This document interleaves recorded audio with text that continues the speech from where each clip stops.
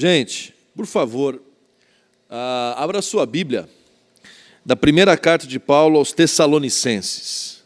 Primeira carta de Paulo aos Tessalonicenses, no capítulo 4.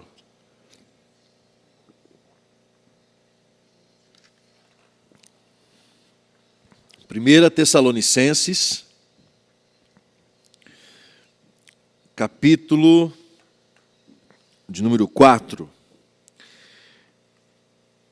Lerei a partir do primeiro versículo desse capítulo.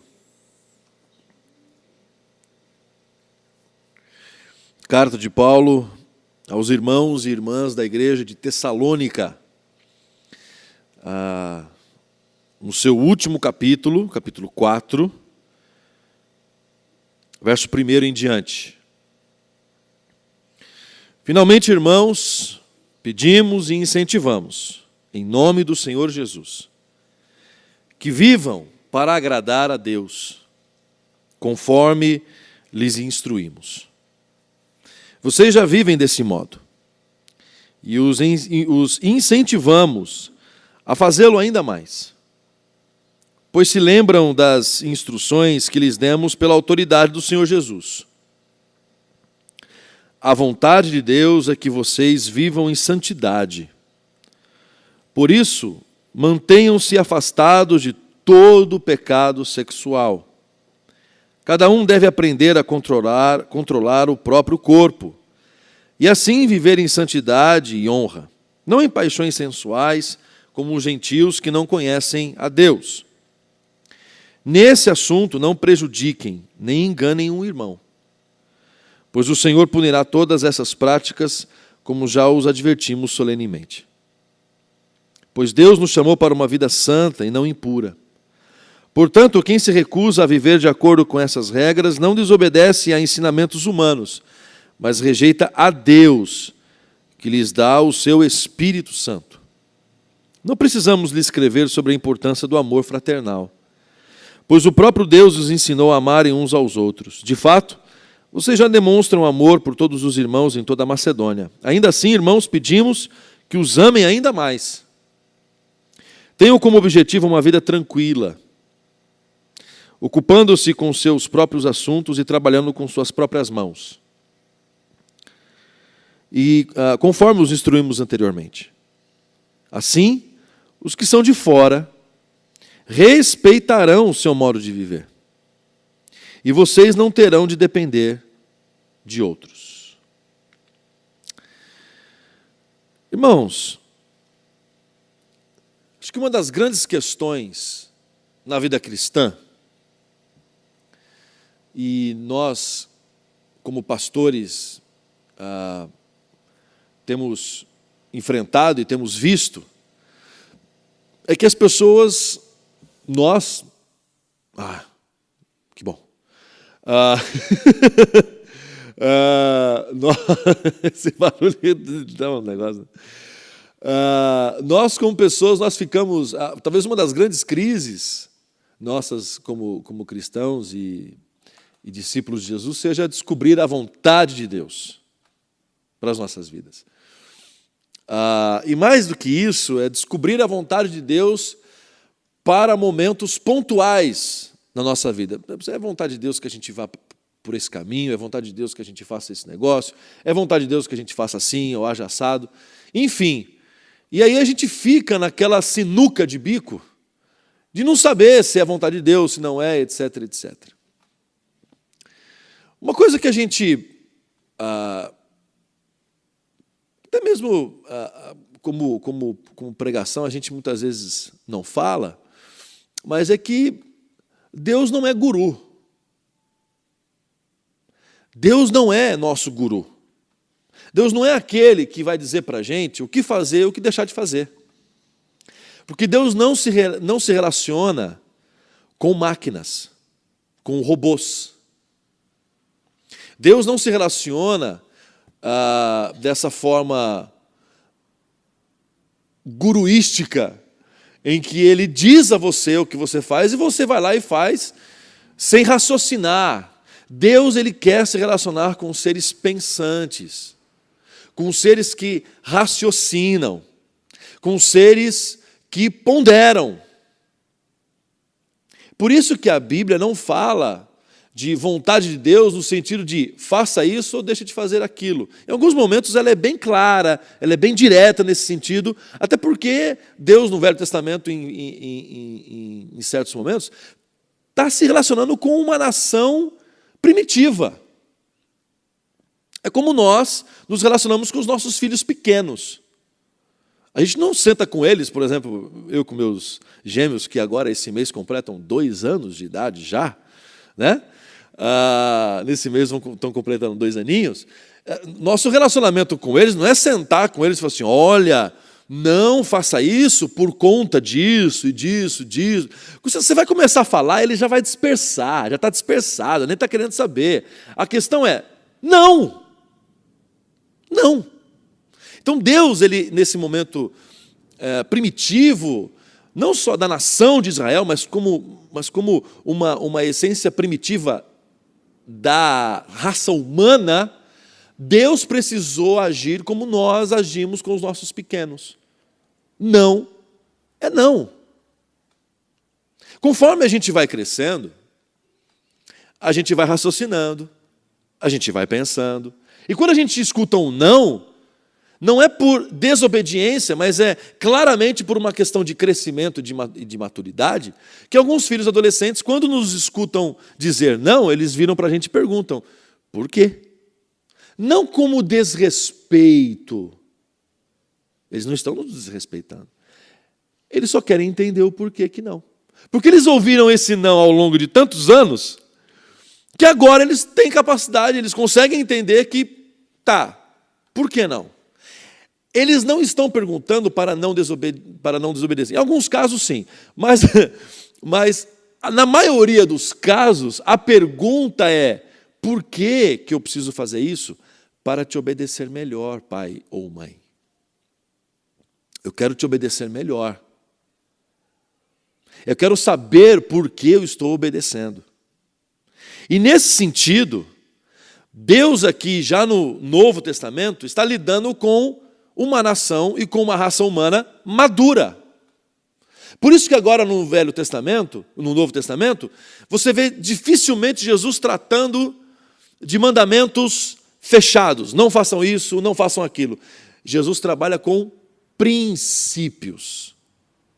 Jesus fala muito mais de coisas que nós precisamos fazer, daquilo que nós temos que fazer, do que aquilo que não podemos ou não devemos fazer. Jesus muito mais nos catapulta para a vida, nos joga dizendo, façam isso, nos dá essa liberdade de dizer, façam, vivam, aconteçam, realizem, do que dizer para a gente, olha, não façam. Agora está naquela hora de faça isso. Como os nossos filhos, quando chegam numa fase de juventude e estão indo para as faculdades, para as universidades, que eu espero que sobrevivam, mas assim, você não está mais dizendo para eles o que não fazer, agora vocês estão dizendo para eles o que eles devem fazer. Olha, prestem atenção nisso, prestem atenção naquilo, respeitem os seus professores, enfim, essas coisas todas, tomem cuidado, porque a vida não é fácil. Você vai jogando coisas para que eles vivam. Deus é assim com a gente. E aqui nesse texto especificamente, Paulo fala de 3 vontades de Deus, vamos dizer assim, de 3 movimentos, 3 princípios da vontade de Deus aqui nesse texto, que tem a ver basicamente com, digamos, o resumo da vida cristã. A primeira coisa que Paulo fala aqui é que esse modo de vida, esse modo de existir, esse modo de viver, vai agradar a Deus. Seguir esses princípios agrada o coração de Deus.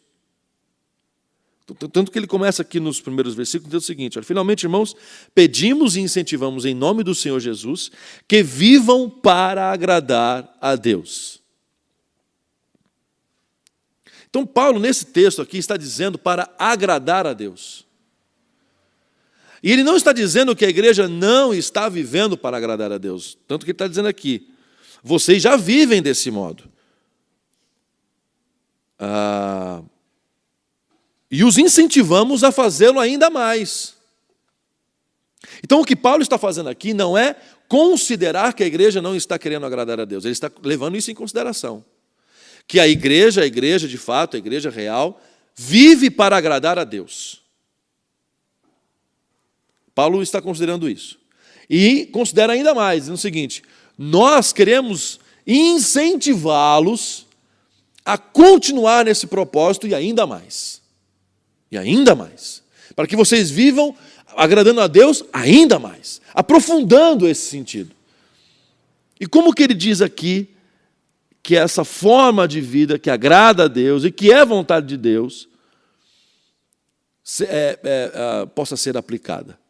A primeira coisa que ele diz aqui é sobre a respeito da santidade. O verso número 13, ele fala sobre a santidade. A vontade de Deus é que vocês vivam em santidade. E aqui, nesse texto especificamente, Paulo vai tratar sobre um aspecto da santidade. E qual que é o aspecto da santidade? A questão sexual. A questão sexual. Então aqui Paulo está dizendo que a maneira como encaramos a sexualidade é também uma manifestação de uma vida santa. Paulo está dizendo que o nosso corpo, a forma como usamos o nosso corpo, agrada a Deus, mas pode também desagradá-lo. Então, a forma como o nosso corpo é tratado, a forma como nós tratamos o nosso corpo em relação ao corpo do outro, inclusive, porque aqui está falando em relação ao corpo do outro. Então, hoje, nos nossos dias, essa questão da sexualidade está em voga, está em discussão em vários ambientes. Mas o que Paulo está dizendo aqui é justamente não só a sexualidade pessoal, mas a sexualidade em relação ao outro. Cada um deve aprender a controlar o seu corpo e assim viver em santidade e honra, não em paixões sensuais, como os gentios que não conhecem a Deus. Nesse assunto, que assunto? A sexualidade. Não prejudiquem nem enganem um irmão. Então, olha só, são duas dimensões. A dimensão própria e a dimensão do outro.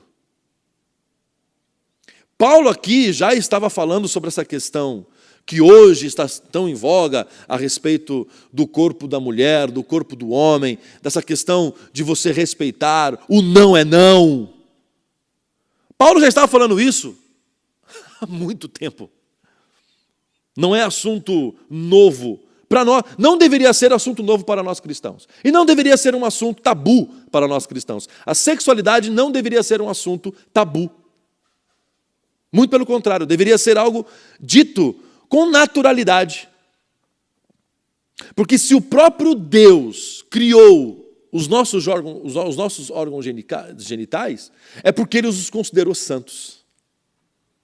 E por Ele ter criado, logo, todo o funcionamento desse órgão deve respeitar a sua formação original, ou seja, a sua santidade. Isso tem a ver com o nosso estômago. Isso tem a ver com o nosso fígado. Isso tem a ver com os nossos olhos. Isso tem a ver com o nosso corpo. Isso aqui, irmãos, é uma teologia da santidade, mas que tem a sua prática no nosso corpo físico. Então quer dizer, pastor, que nós cuidarmos do nosso corpo é uma ação santa? É um culto a Deus? Sim. Quando nos alimentamos mal, estamos pecando.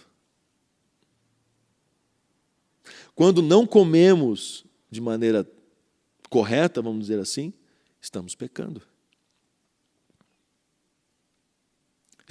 Não estamos cuidando do corpo. Aqui, de maneira muito específica, é a questão da sexualidade. Mas agora eu estou aqui abrindo um pouco mais o leque.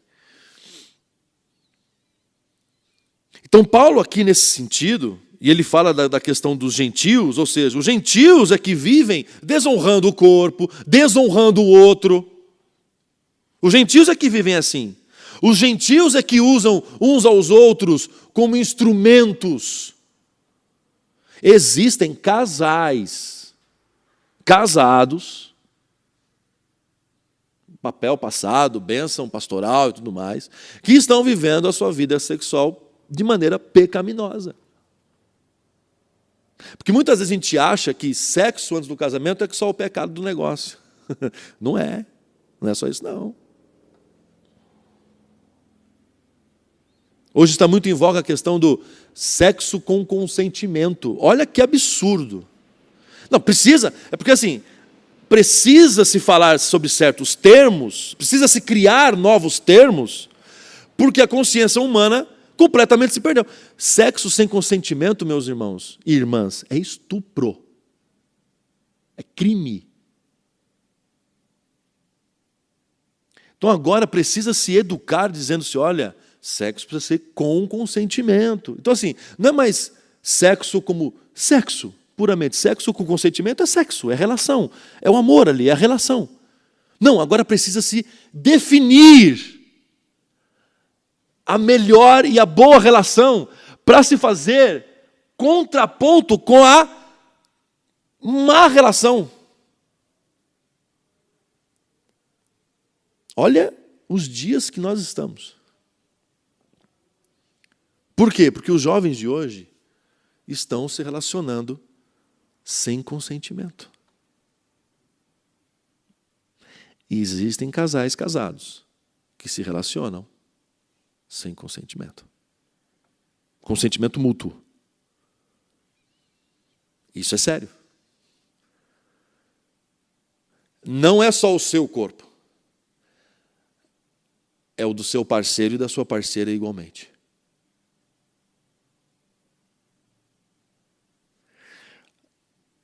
A segunda característica que o apóstolo Paulo diz aqui é que não só além da santidade, da vivência da santidade, agrada a Deus, mas como o amor fraternal.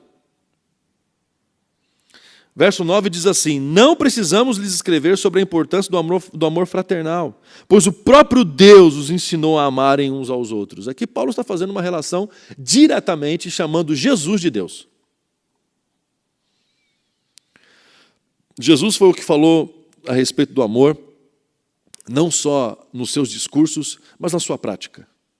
Jesus é aquele que foi na casa do fariseu, do Simão, por exemplo, e se dispôs a ir na casa do centurião romano.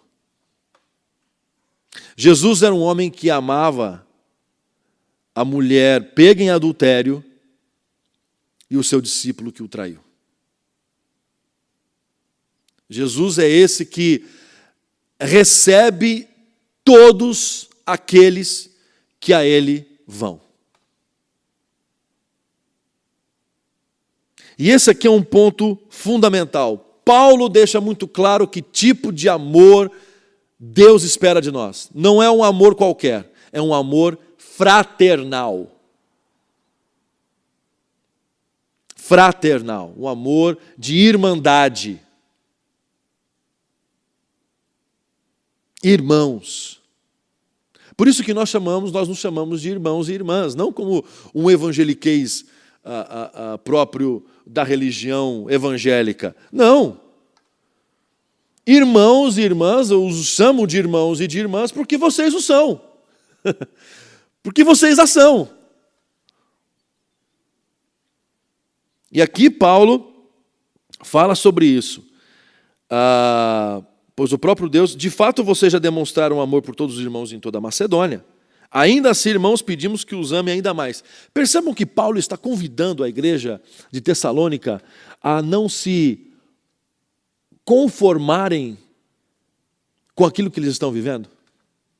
Paulo o tempo todo está lembrando ele, não estou dizendo que vocês não estão vivendo, eu estou convidando vocês a irem mais fundo. Estou convidando vocês a irem, a experimentarem mais ainda, porque vocês podem. Não que vocês não tenham vivido isso, vocês estão vivendo. A questão é, eu os estou convidando a aprofundarem o que vocês estão vivendo, a irem mais fundo. Em outras palavras, quem que vocês ainda nutrem no coração de vocês um preconceito, um ódio, ou um rancor, que ainda vocês não conseguiram liberar o amor? Mas, Cris, já amei, isso aqui, poxa, legal. Tá, mas e aí? Tem coisa aí que precisa ser cuidado, tem coisa que precisa ser lapidado mais e mais a fundo.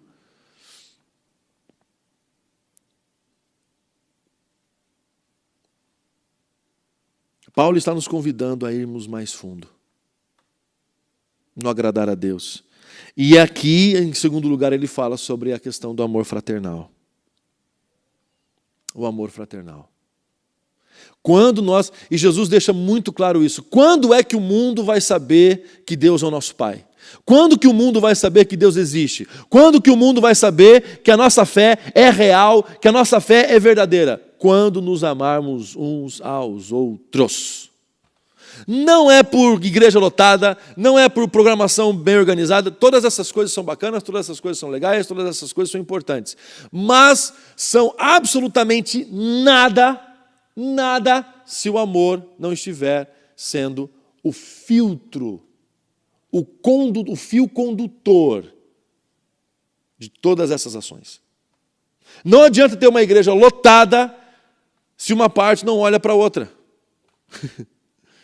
Se não há comunhão entre os irmãos, se os irmãos não se conhecem. O que adianta você ter uma programação muito bem estruturada, planejada, se Deus não está na organização?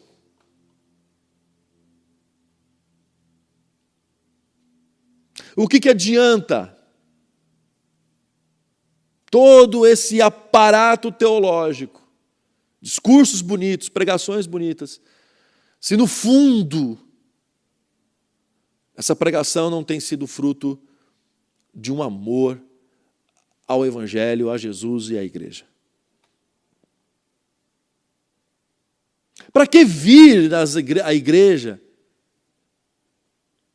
se a motivação dessa vinda à igreja não for um amor a Deus, ao Evangelho e às pessoas?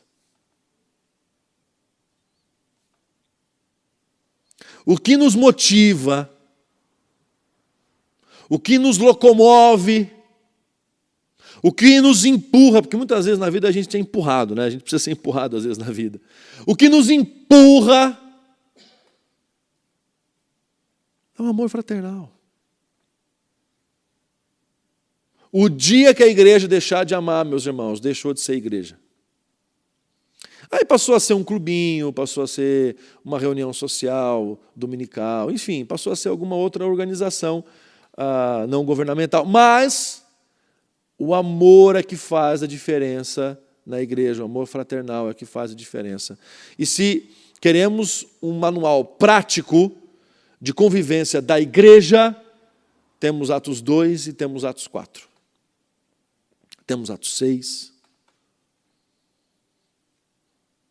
Da convivência, de como que os irmãos conviviam, de como que a igreja... Não havia entre eles, isso é pautado em Atos 2 e é pautado em Atos 4. Não havia entre eles, ao ponto em comum entre os dois textos, quem passasse necessidade. Não havia necessidade entre eles. Eu pergunto, será que tem irmãos e irmãs na nossa comunidade que estão passando necessidade? Porque se há, então tem alguma coisa errada com a gente. Não é com Deus, não é com as nossas reuniões, é com a gente. Se tem gente passando necessidade, então tem alguma coisa errada com a gente. Por isso que nesse aspecto, para não sobrecarregar os apóstolos nas suas funções, em Atos 6 são eleitos os diáconos e as diaconisas. Ali são os diáconos, são eleitos 7 diáconos eleitos ali. Dentre eles Estevão, que alguns textos mais para frente vai ser apedrejado ao consentimento de Saulo. Sabe o que isso significa? Que as pessoas procuraram Saulo. Pode matar? E Saulo falou, pode. Aliás, deixa a roupa de vocês aqui aos meus pés que eu tomo conta.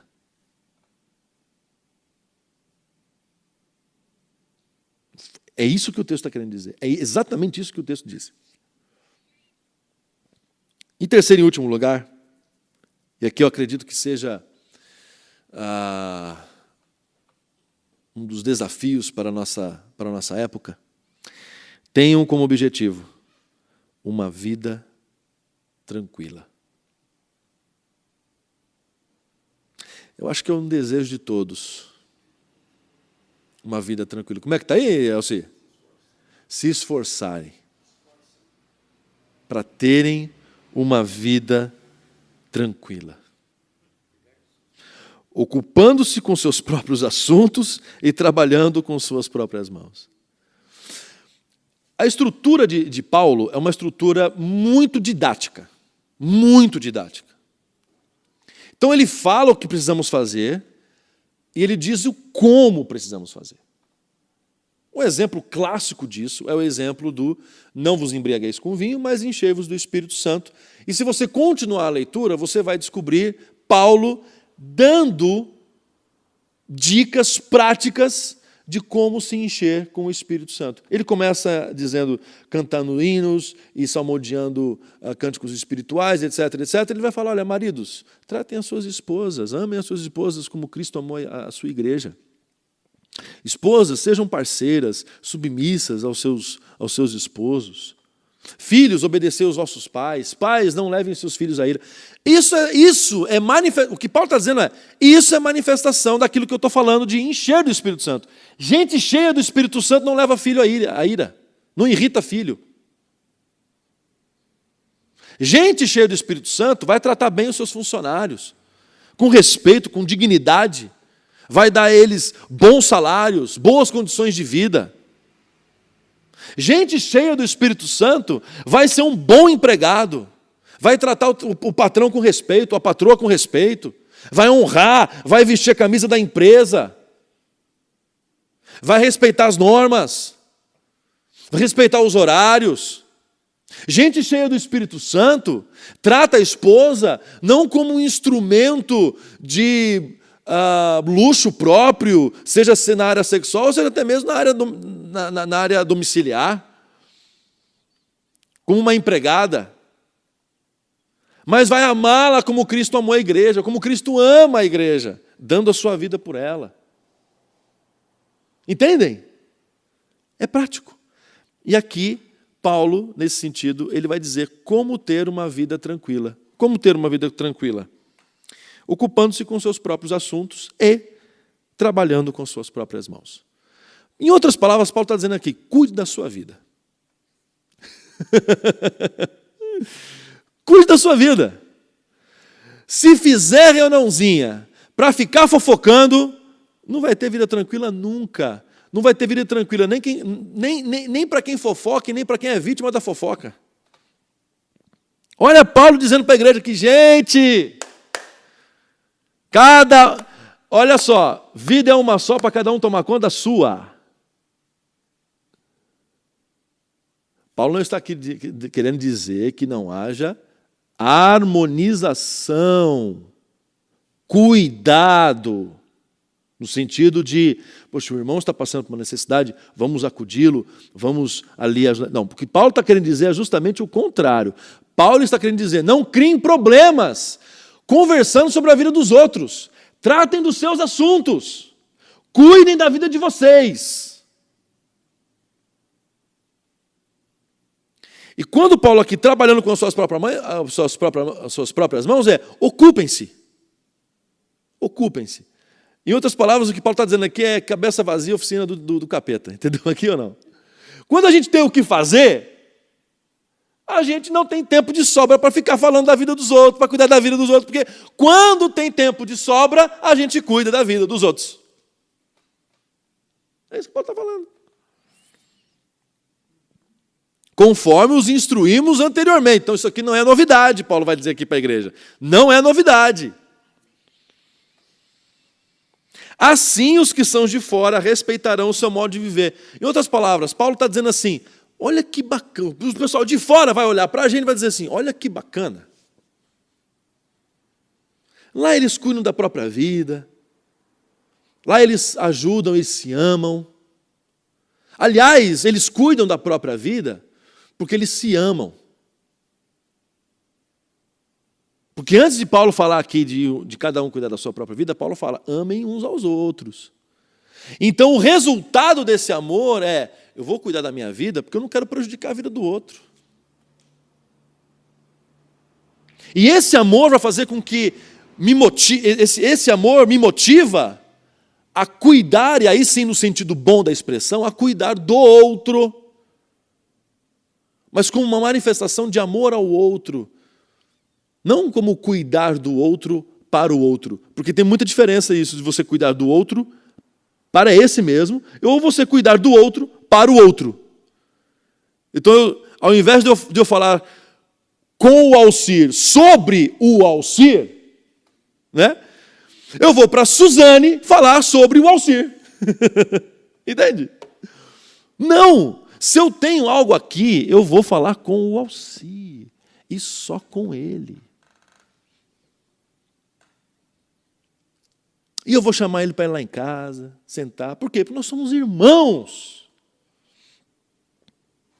Eu vou olhar no rosto dele, ele vai olhar no meu rosto, e a gente vai se corrigir, vai se acertar. Por quê? Porque, irmão, onde é que Jesus resolveu os seus problemas?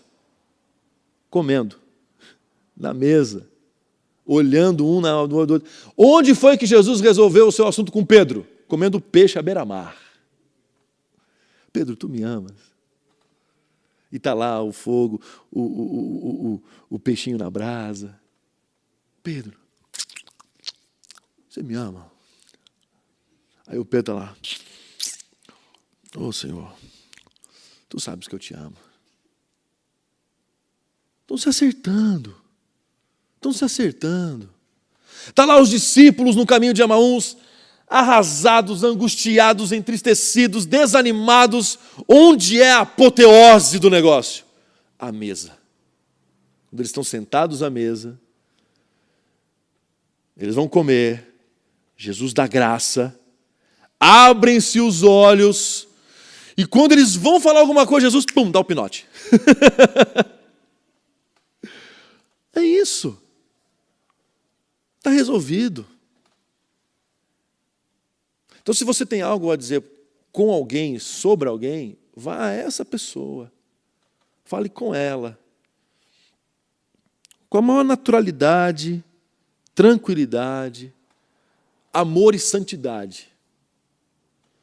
Quando há amor e quando há santidade, nós temos uma vida tranquila. Quando não há amor e quando não há santidade, nós não temos uma vida tranquila. Olha, não digo nem que segredo, mas olha que verdade absolutamente profunda. Quando há amor, ou vamos pegar aqui a sequência que Paulo diz, né? Quando há santidade e amor, você tem vida tranquila. E eu vejo aqui uma cadeia de acontecimentos, uma cadeia de resultados. Você é santo, você acaba amando, você ama porque você é santo. E você é santo porque você quer ter uma vida tranquila, e você tem uma vida tranquila porque você vive a santidade e você vive o amor. É uma cadeia de acontecimentos, é um ciclo que se fecha. Tira um elemento desse ingrediente, tira um ingrediente dessa receita, ou, enfim, você tem o desmantelamento de toda a proposta do apóstolo Paulo. Assim os que são de fora respeitarão o seu modo de viver e vocês não terão de depender dos outros.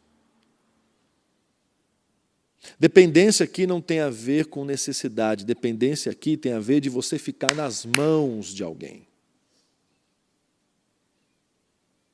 Se você quer ficar na mão de alguém, que seja na mão do Senhor. Se você quer ficar na mão de alguém, que seja na mão do Eterno.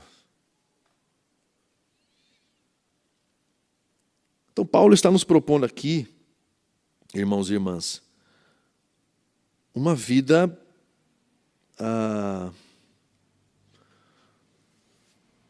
madura espiritual. Então, uma vida madura espiritual experimenta a vontade de Deus, agrada a Deus, experimentando e vivenciando a santidade, o amor fraternal e uma vida tranquila. Que Deus assim nos abençoe, irmãos e irmãs, em nome de Jesus.